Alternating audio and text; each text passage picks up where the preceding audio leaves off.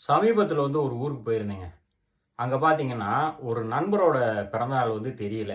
ஏன்னா, அவருக்கு வயசு ஒரு 40, 45 வயசு இருக்கும். எந்த வருஷத்தில பிறந்தாரு அப்படின்னு தெரியல. ஆனா ஜாதகம் தேடிட்டு இருந்தாங்க, கிடைக்கல. எல்லாருமே தேடிட்டே இருக்கிறாங்க.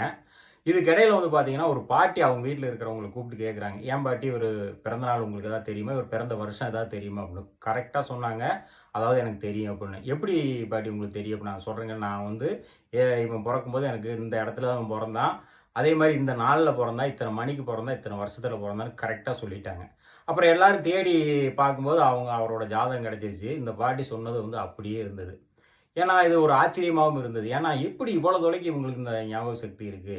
அப்புட்ன்னா, அந்த காலங்கள்லாம் பார்த்தீங்கன்னா, நெறைய பேருக்கு இந்த ஞாபக சக்திங்கிறது அதிகமா இருந்தது. என்ன காரணம்னா, அவங்க அந்த ஞாபகத்த தவிர வேற எழுத்துப்பூர்வமா எதையுமே பண்றதில்ல. அதாவது 10 வருஷத்துக்கு முன்னாடி நடந்த சம்பவத்த கூட, ஒரு 20 வருஷம் கழிச்சு கேட்டோம்னா, கரெக்ட்டா சொல்லுவாங்க. அந்த அளவுக்கு அவங்களுக்கு ஞாபக சக்தி இருந்தது. அத வச்சு தான் அந்த காலத்தில எல்லாமே வாழ்க்கைய ஓட்டிட்டு இருந்தாங்க. அதே மாரி பார்த்தீங்கன்னா, அவங்களுக்கு இன்னொரு விஷயம் இருக்குது. அதாவது ஏதாவது குடுத்தோம், வாங்குனோம்னா, அதையும் கரெக்ட்டா ஞாபகம் வச்சுங்க. எழுத்து வடிவில வச்சுக்க மாட்டாங்க. மனசுல தான் வச்சுப்பாங்க. நான் உங்களுக்கு இந்த கிழமையில நான் இவ்வளோ பணம் குடுத்தேன். இந்த பொருள் குடுத்தேன். நீங்க ஏன் எனக்கு தரல? அப்படின்னு சொல்லி கரெக்ட்டா கேட்டு வாங்குவாங்க, அந்த காலங்கள்ல. ஆனா, இப்ப அது இருக்கா?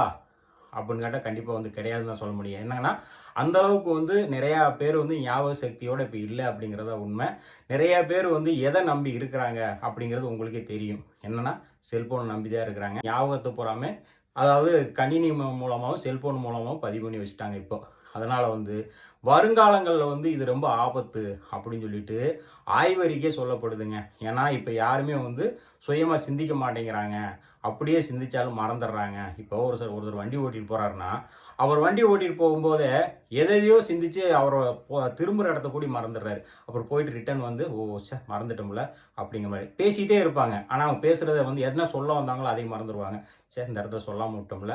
இந்த மாரி மறதி இப்ப நாளுக்கு நாள் மக்களுக்கு அதிகமா வருதுங்க. அதனால கடந்த காலங்கள் மாரி ஞாபக சக்தி வரணும்னா, அதாவது செல்போன் பார்க்கிறத கொஞ்சம் குறைக்கணும் அப்படிங்கிற மாரி சொல்லப்படுது.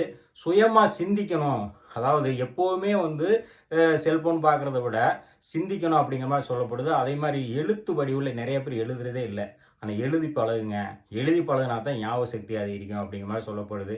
வருங்காலங்கள்ல இதெல்லாம் பண்ணுனாங்கன்னா, இந்த ஞாபக சக்திங்கிறது வரும். இல்ல இந்த மாரி செல்போன், இந்த மாரி கணினி இதையே நம்பிட்டு இருந்தாங்கன்னா, மனிதன் உடலா தான் இருப்போமே தவிர, நம்ம மூளையிலயும், மனசுலயும் எதுவுமே இருக்காது அப்படிங்கிற மாரி சொல்லப்படுதுங்க.